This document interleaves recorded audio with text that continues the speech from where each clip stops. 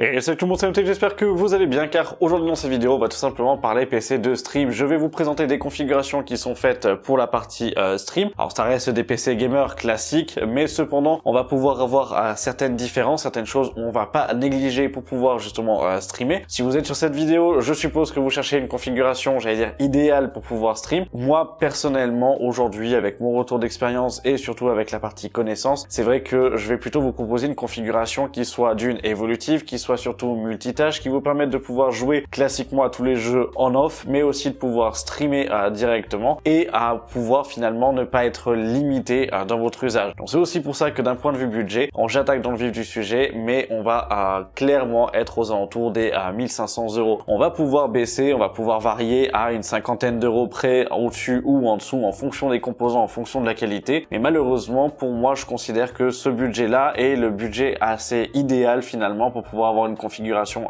de stream, pour pouvoir permettre de jouer à n'importe quel jeu du moment, sans avoir réellement de concessions d'un point de vue qualité, pour pouvoir avoir un processeur qui soit suffisamment gros pour l'encodage du stream, avoir suffisamment de RAM et surtout de stockage pour pouvoir par exemple record vos streams, pour les réutiliser par exemple sur les différents réseaux sociaux, etc. Donc c'est quand même pour moi assez important de pouvoir se dire bah oui, on va quand même rentrer dans un certain budget. Après, si vous n'avez pas ce budget, ce que je peux comprendre tout à fait, on va justement à ce moment-là baisser au fur et à mesure. Certaines configurations aux alentours des 1000 € peuvent faire le taf à ce moment-là, mais on aura toujours des concessions, soit au niveau de la qualité des composants, soit au niveau de l'aspect visuel, ou tout simplement sur leur performance globale en jeu, ce qui vous nécessitera justement différentes adaptations. Si vous êtes intéressé pour des vidéos par parler finalement dans le stream en lui-même, c'est-à-dire la partie configuration, la partie quel combo pour en fait tel type de jeu, etc., n'hésitez pas à me le dire à ce moment-là, et puis comme ça je vous en proposerai différents contenus. On pourra limite aussi tester directement sur ma chaîne Twitch. Je stream généralement tous les lundis soirs, donc n'hésitez pas à ce moment-là aussi à m'y rejoindre. Et puis comme ça, en fait, on pourra en parler, on pourra faire les tests en direct en fonction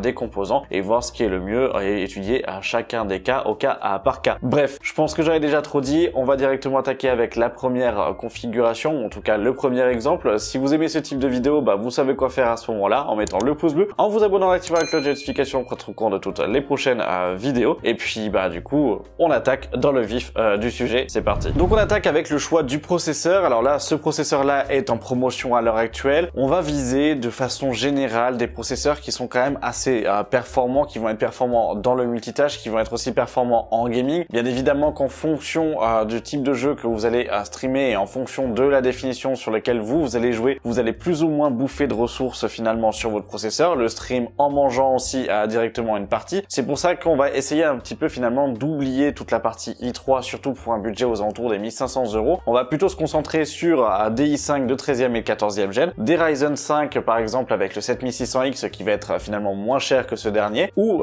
directement aussi des i7 de 12e génération qui sont aussi très performants, afin de pouvoir justement avoir ce côté équilibre direct. Et en termes de tarification, on va être sur une base entre 200 et 280 €. Ça va être un petit peu notre grosse fourchette de choix de prix pour les processeurs que moi je vais vous conseiller. Alors là on est en promotion, vous avez le 14600 KF qui sera un très bon processeur pour ça, ou sinon avec le 13600 K classique vous êtes à 291 €. Donc là on est quand même un petit peu élevé dessus. C'est vrai que ça fait quand même une grosse différence. Donc après il faut le voir en fait en fonction. Il faut aussi chercher à ce moment-là les différentes promotions comme je vous le propose aussi directement dans les vidéos donc du mardi. Mais ça va vraiment dépendre de votre choix. Cependant, comme vous pouvez le voir aussi, on a le i7, le 12700 KF que vous avez à 239 €. Et 239 €, ben ça reste quand même un très bon prix, surtout pour le processeur. Vous avez plus de corps en fait performance avec les corps efficients qui sont toujours présents, donc ça reste quand même assez cool. Et au niveau de la partie AMD, ça on le verra juste après, mais du coup vous avez le 7600X qui est à 210 €. Donc après ça va être la carte mère qui changera bien évidemment. Au niveau de la carte mère, ben, je viens d'en parler. Moi ce que je vous conseillerais c'est de partir sur des formats ATX avec plusieurs du coup slots PCI. Alors pourquoi du coup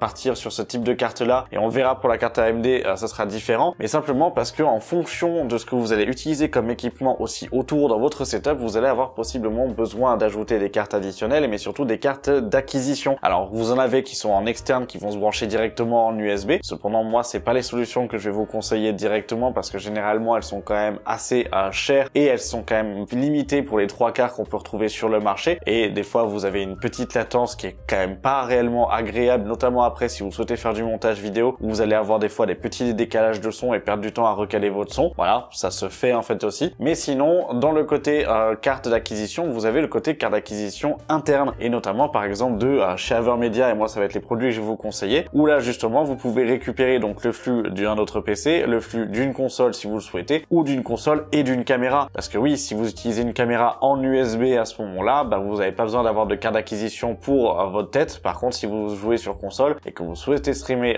votre console directement, donc avec un périphérique externe, il vous suffira obligatoirement d'une carte d'acquisition. Alors ça, c'est uniquement dans le cas où vous avez vraiment des périphériques externes dont vous souhaitez récupérer le flux vidéo. Si après vous envoyez un jeu depuis votre PC qui gère aussi en même temps le stream, ça vous en avez pas le besoin. Donc à ce moment-là, la première possibilité, ça serait de partir sur un format donc ATX comme celle-ci, où vous avez donc la teuf, la B760M qui reste, enfin B760 Plus Wi-Fi qui reste largement bon. Je prends le Wi-Fi simplement parce que généralement quand vous avez le Wi-Fi, vous avez aussi Bluetooth, donc ça vous permet aussi en fonction de si vous avez des manettes, si vous avez du coup en fait des périphériques qui se connectent en Bluetooth, bah là vous pourrez au fait aussi l'utiliser et avoir cette gestion là. Ça permet aussi dans le cas d'animation de stream etc de pouvoir avoir d'autres équipements. Et pour cette carte mère, bah on est à 178 €, donc ça reste ok. Par contre vis-à-vis de l'aspect donc la carte d'acquisition, j'ai choisi cette carte mère pour ça. Mais cependant, si vous ne souhaitez pas avoir de carte d'acquisition, que vous savez que vous en avez pas à avoir le besoin ou autre, n'hésitez pas, vous avez la Gaming Plus Wi-Fi classique de chez MSI qui sera à 150 € et là vous récupérez en fait du budget. Dans tous les cas, pour ceux qui se posent la question, je vous mettrai à chaque fois la config de base et les différentes alternatives en fonction des cas, et vous avez tous les liens en description, donc n'hésitez pas à ce moment-là. Au niveau de la RAM, pareil, là on part du coup sur donc 32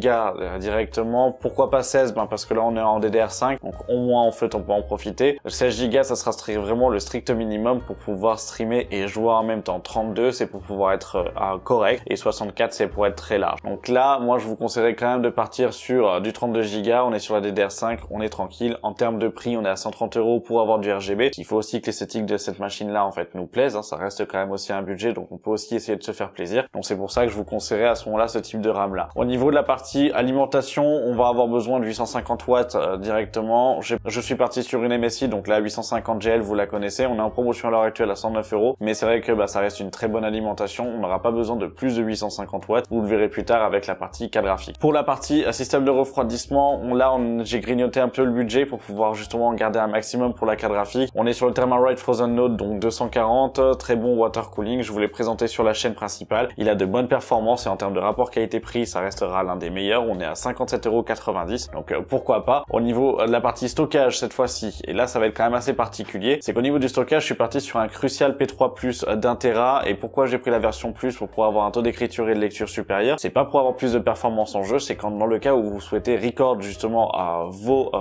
streams directement, pour pouvoir avoir la possibilité de ne pas être limité dans le record, mais surtout finalement dans le type de qualité. Parce que bah en soi, vous avez un risque, si par exemple vous mettez un autre disque dur à côté, bah d'être limité, ou que la vitesse finalement de copie et d'écriture ne soit pas la bonne. Donc c'est vrai qu'il faut quand même y faire un peu attention. Moi je vous conseillerais au moins de partir sur du PCI Gen 3. Là on est à 72 €. Vous avez le classique, donc le P3 classique d'1 Tera qui est à 69 € pour 3 à 4 € d'écart. Voilà, je préfère gagner à ce moment-là en fait le taux d'écriture et de lecture. Je suis parti sur 1 Tera, même si du coup ça va vite faire léger si vous record et si vous enregistrez finalement vos streams, parce que si vous streamez pendant 8 heures, bah au bout d'un moment il va falloir quand même avoir un peu plus de place. Donc en fonction de votre besoin, n'hésitez pas à ajouter en fait 1 ou 2 SSD, et cela c'est toujours en fonction de votre usage. Si vous devez à ce moment-là record tous vos streams, bah, pensez bien à ce moment-là à prendre une carte mère qui soit en format ATX, qui ait plusieurs slots, donc NVMe, comme du coup en fait la teuf que je vous ai présenté, afin de pouvoir dans le futur placer peut-être un ou un deuxième SSD ou un troisième SSD à ce moment-là, avec 2, 3 ou 4 Tera supplémentaires en fonction de votre besoin. Donc c'est pour ça que je disais aussi dans l'introduction qu'il faut que ça soit aussi un minimum évolutif, parce que vous allez justement en fait en voir passer, et que bah du coup il vaut bien aussi supporter, parce que vous allez peut-être pas avoir envie de pouvoir réinvestir 2, 3, 4, 5 fois dans les 6 mois qui arrivent dans votre configuration. Après, au niveau de la partie ventilateur, parce qu'au niveau du boîtier, on va avoir besoin de ventilateurs en plus. Le pack de Thermalright qui sont très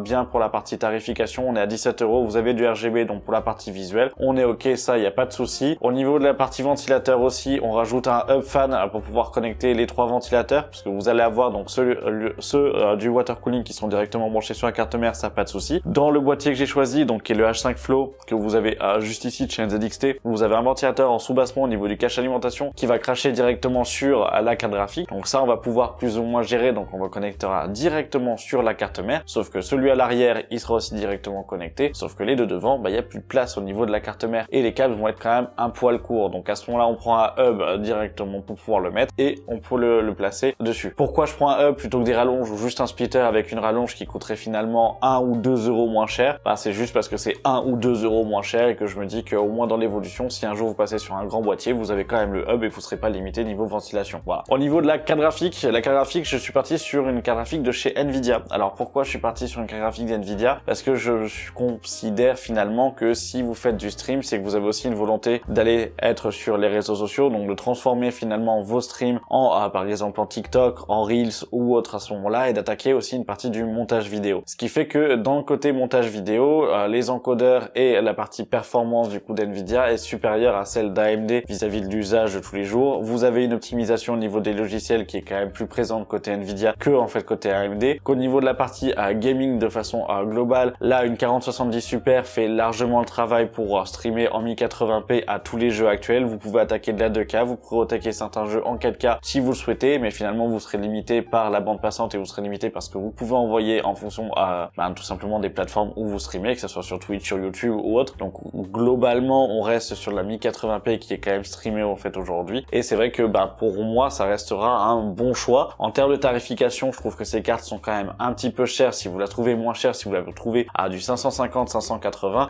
vous pouvez y aller sans trop de problème, ça reste largement bon. À 629 ça reste un bon prix, même si du coup je la trouve quand même un poil cher. Mais après on est donc sur un modèle de chez PNY qui est quand même bon, qui a un bon système de refroidissement. Vous avez la partie RGB si vous le souhaitez, et ça reste une bonne carte graphique de façon globale. Donc c'est pour ça que moi je vais plutôt vous rediriger vers cette dernière. Après, si vous avez un budget qui est inférieur à 1000 euros pour pouvoir faire un PC de stream, ça va être directement là côté AMD où on va se diriger, mais justement vous ferez l'impasse sur la performance au niveau de la partie montage, rendu, etc. à côté. Vous ferez un petit peu l'impasse sur la qualité aussi, et chez AMD on va avoir plutôt par exemple des 6600, des 6700, des 6750 pour des budgets qui vont être aux alentours des 800 à 1000 euros, voire un petit peu au-dessus en fait à ce moment-là avec des 6800 XT ou en fait des 7700 ou des GRE en fonction, donc des 7900 GRE en fonction en fait des bons plans. Mais c'est vrai que je vais quand même plus vous conseiller à ce moment-là de partir sur en fait du Nvidia au niveau de la carte graphique plutôt que de partir sur une AMD. Maintenant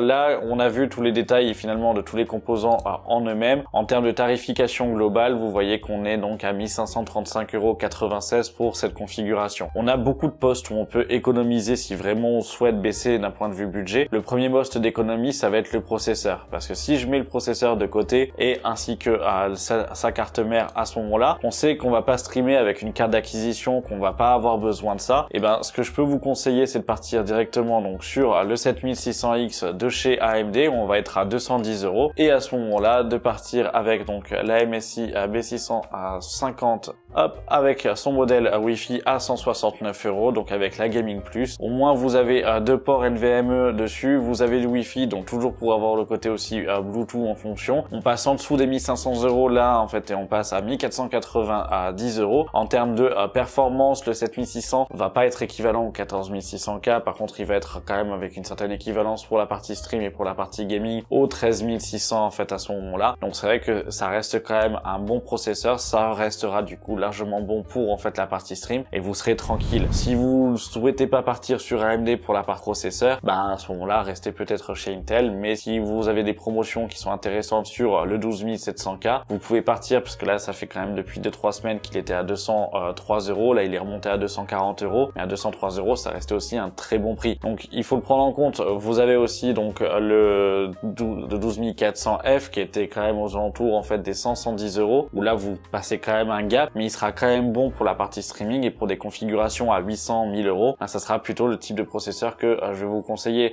Voilà, c'est pour moi ça va être un petit peu ça les postes de dépenses et finalement les postes d'économie qu'on va pouvoir avoir. Alors, vous pouvez aussi économiser sur le boîtier, partir sur un MSI avec du coup le A120 Flow qui vous permet de pouvoir justement avoir tous les ventilateurs déjà fournis pour 65 €. Vous y gagnez 20 à 30 € en fait dans le boîtier. L'alimentation, on ne fait pas l'impasse dessus et on ne fait pas d'économie en fait sur cette dernière parce que c'est ultra important d'avoir une bonne alimentation. La carte graphique, on ne fait pas non plus l'impasse dessus, c'est bête à dire mais c'est l'élément principal parce que vous allez pouvoir justement streamer sur votre processeur et c'est le processeur qui va encoder vos streams et la carte graphique va permettre de pouvoir faire tourner votre jeu. On a vu avec les différents tests que tous les encodeurs que l'on a sur les cartes graphiques sont pas non plus ultra performants performants, ou en tout cas pas plus performants que ceux des processeurs à l'heure actuelle. Donc c'est vrai qu'on va beaucoup plus dédier la carte graphique, elle, à la gestion du jeu, et le processeur va faire du jeu et du stream. Donc c'est pour ça qu'il faut quand même prendre une bonne carte graphique, mais surtout une carte graphique dans laquelle on va pas avoir besoin de revenir dessus dans 3, 4 ou 5 ans, parce que c'est un poste de dépense qui est quand même assez important dans cette configuration-là. Pour la RAM, si vous souhaitez à ce moment-là économiser de l'argent, vous pouvez économiser de l'argent en prenant une RAM non RGB. Mais là, c'est aussi, est-ce que vous souhaitez vous faire plaisir avec de l'esthétisme, avec votre machine, et que ça rentre bien finalement si par exemple elle est visible tout dans votre setup ou autre. Voilà, ce sont toutes des questions où finalement dans les postes de dépenses où on peut récupérer un peu d'argent, ça va être le côté processeur et carte mère que je vais plutôt vous le conseiller. Pensez à bien déterminer votre choix au niveau de votre capacité de stockage. Est-ce que je vais enregistrer ou non? Est-ce que je vais avoir besoin d'une carte d'acquisition ou non dans le futur ou dès le moment où j'achète? Voilà,